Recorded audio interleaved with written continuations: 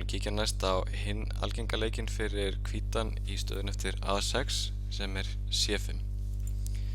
Eins og ég nefndi áður, þess hvítur læsir peðastöðuna svona á miðborðinu með C5 þá ætti svartur strax að leita sér mótspils og það getur falist í að leika B6 eða E5 til þess að reyna að brjóta upp peðakjöðuna.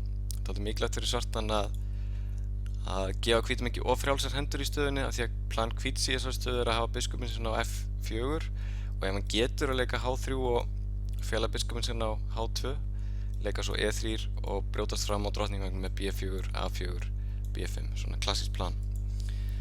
Svartur á góða leiðir gegn þessu og ég mæli með þessum leik hérna rittar B til D7, annar leikur að leika biskup F5 en ég held að rittar B til D7 gefur svartum fína möguleika og núna biskup F4 hjá hvítum. Ef að hvítur leikur ekki biskup F4 þá ætti til dæmis í staðinn H3 þá ætti svartur sjálfur að leika drottning C7 sem valdar F4 réttin og svo E5 strax fá mótspil þannig. Biskup F4 er langbæsti leikurinn hér og hér mæli ég með þessum leik hérna rittari H5 sem trufla biskupinn F4 áður en að hvítur getur leikið H3. Hér á hvítur nokkra möguleika. Algengasti leikurinn er biskup D2, aðri möguleikar eru E3 þá ætti svartur að hirða þennan biskup og brjóta strax fram með að leika B6. Hér getur hvítur drepið á B6 og svartur drepið þá með drottningu og eftir drottning D2 og E6 hrókur C1 og hrókur B8 og rittari A4 þá kemur drottning B4 drottning drepur, biskup drepur og kongur D1 biskup B7 og A3 og biskup D6 tilbaka.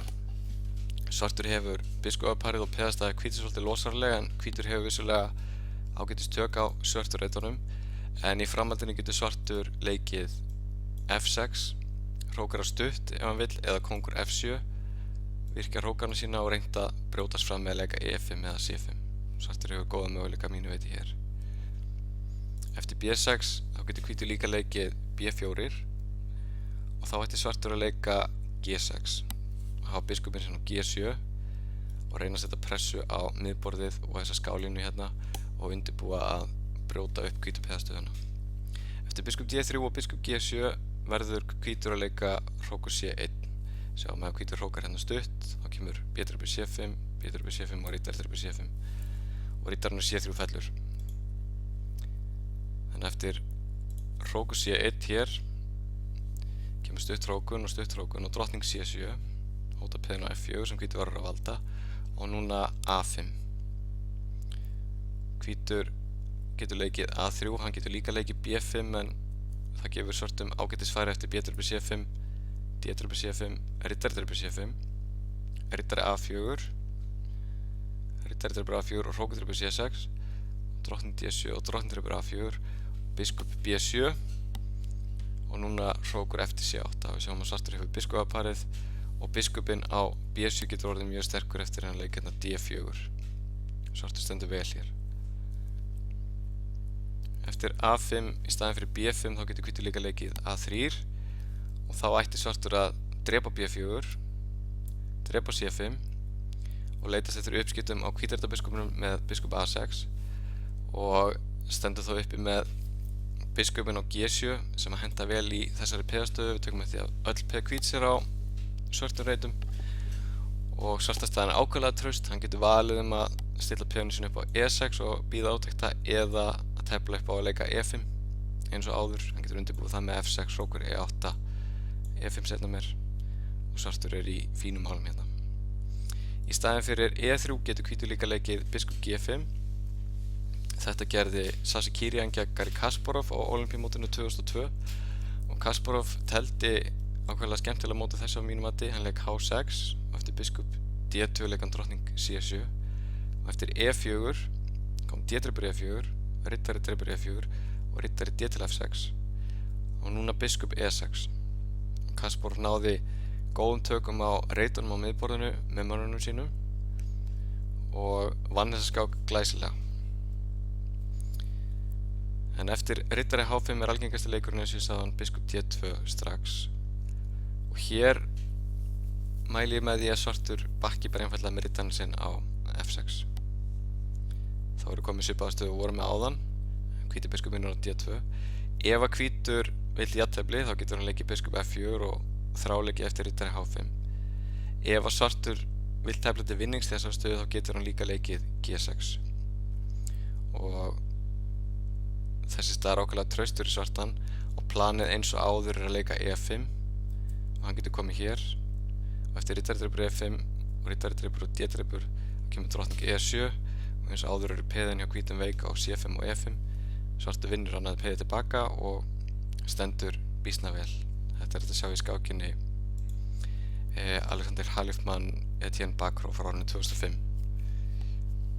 En eftir biskup F4, riddari H5, biskup D2 og riddari tilbaka til F6 getur hvítur líka leikið drottning C2 og þá mæli ég með að svartur leiki eins og áður G6 og eftir G3 leiki strax E5 hér. Þetta er hvassi möguleikin fyrir svartan í stöðunni.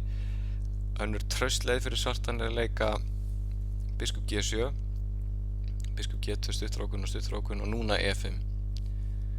Og eftir D-drepur E5 kemur riddari G4 sem vinnur peðið tilbaka, svartur í fínum málum hér.